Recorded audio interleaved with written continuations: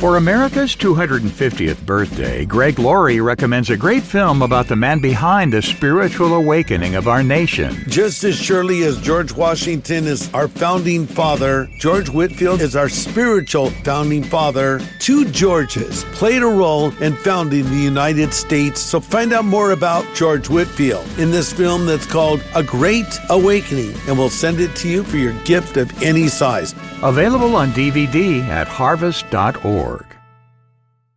People have asked me, when have you felt the presence of God more than any other time in your life? And I would say that was the moment that God was with me.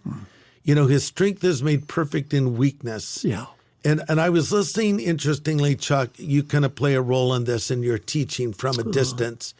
I was listening to your teaching on the radio, and you talked, and I don't remember the exact quote. It might be a Tozer quote, but it's something, before God can use a man, he has to hurt him. Does this ring a bell? Yeah, Tozer. It is doubtful God can use anyone greatly until he has hurt him deeply. Yes. That's a hard one. That's a tough one. Yeah. I've had some people say, I don't believe that. Yeah. That makes God cruel. Yes. On the contrary, when you have been hurt deeply, you change, Greg. Yes. You deepen. Yes. You deepen. You get quiet. You become more thoughtful, more compassionate, more caring, more understanding. Yes.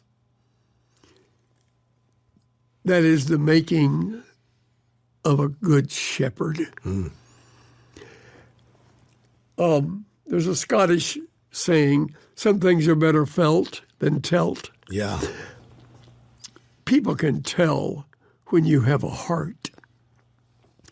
You don't get a heart by taking a course on how to get a heart. Yeah. You don't read a book on here's how to develop a heart.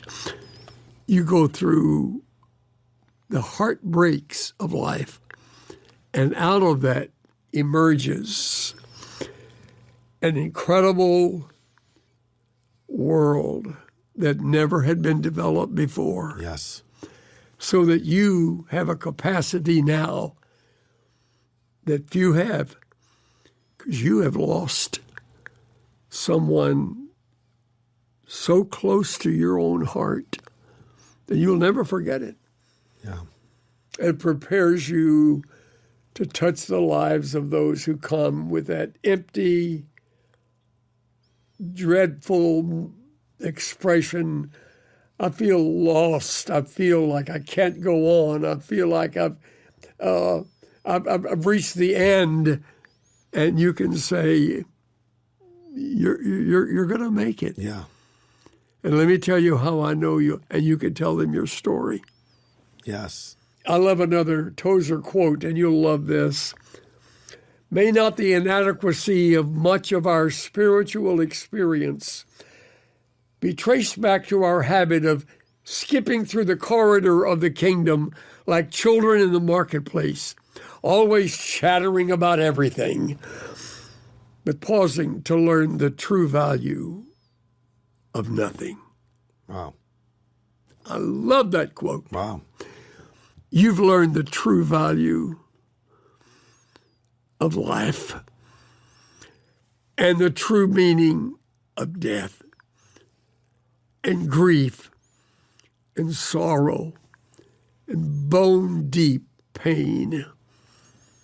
There aren't words you can use to describe what you and Kathy endured. You may try, but only those who have lost one of their own will say, that's exactly the way it was with me. Yeah.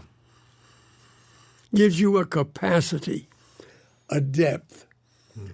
And that may explain, Greg, why even though you may not have had all the academic training you may have wished you would have had, or you may not have had all the breaks that you would love to have had, or those first 17, 18, 20 years of your life, you know, at the knee of some godly individual. Wait.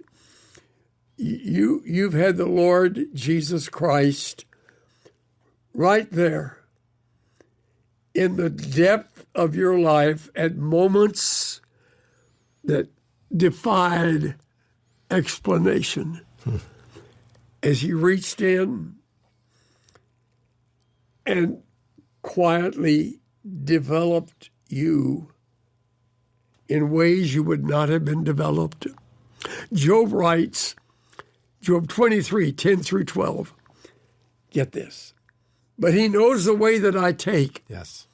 When he has tried me, I will come forth as gold. Yeah. My foot has held his steps. His way have I kept and not declined. Neither have I turned back from the command of his lips. I have esteemed, prized, valued the words of his mouth more than my necessary food. Yes. That's why in deep grief, you lose your appetite. You're feeding on divine manna that comes to minister to you from the heavenlies, provided for you by the Lord your God. I so respect you for going through it and being able to talk about it and letting it change you.